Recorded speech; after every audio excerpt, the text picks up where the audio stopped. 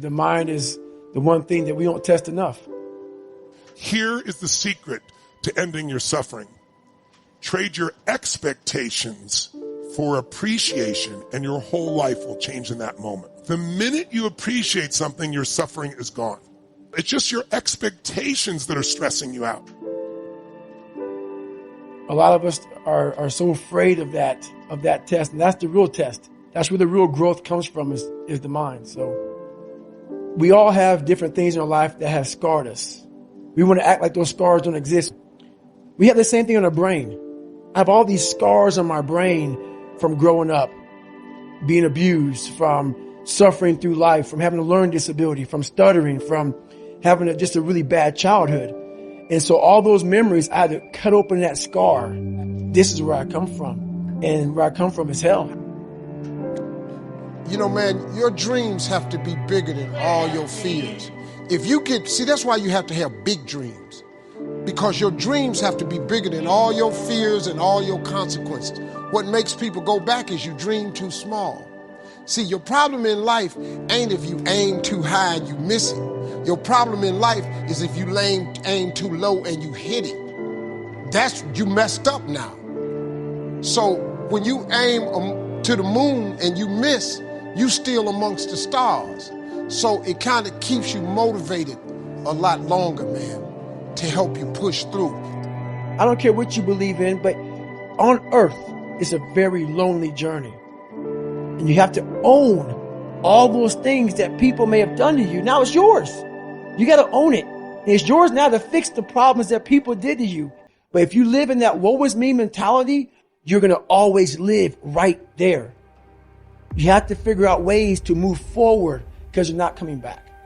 You don't want to break open that callus, that scar in your mind. You don't want to break, you have to break it open, let that blood flow. You have to let all that stuff flow out. All that toxic stuff that you have trapped in there has to start flowing out now. It's a painful truth. So you got to make sure that you constantly are rewriting your book every day of your life. Every single day. Pain is temporary. It may last for a minute or an hour or a day or even a year. But eventually it will subside and something else will take its place. If I quit, however, it will last forever. Push through pain enough and there's glory on the other side of it. But you gotta get through it. Sometimes getting through it is coming out your comfort zone. See, sometimes we so comfortable now, right? There's a bunch of people sitting in this line right now. We didn't have followers. We didn't have nobody encouraging us. We didn't have people to go on Instagram and look at. All we had to do was get up every day and go back to work and start all over again.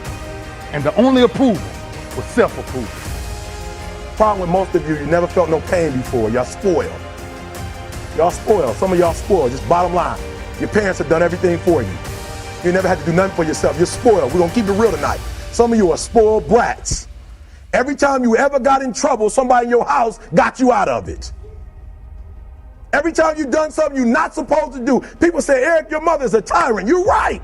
She kicked me out. You're right. She's mean, but she developed a man because she put me out there and said, you're going to have to grow up. And some of you have never learned to grow up. And so every time something get hard, you quit, you call mama. I dare you to take a little pain. I dare you.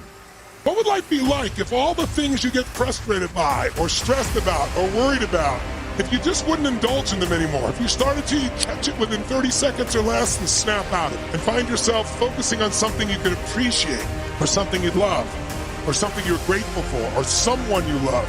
If you were to train your mind and heart and body to live in a beautiful state every day, no matter what, how much more magnificent would your life be? How much more joy would fill your body? Because when you're grateful, suffering disappears, doesn't it?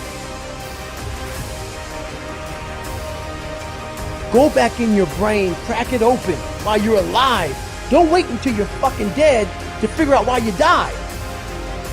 Visit them for at least an hour a day. Study, learn from yourself, learn from life, learn from your failures, learn from your insecurities, learn from your self-doubt. That's why I studied my mind. Why I became so powerful in the mind, because I realized I was weak.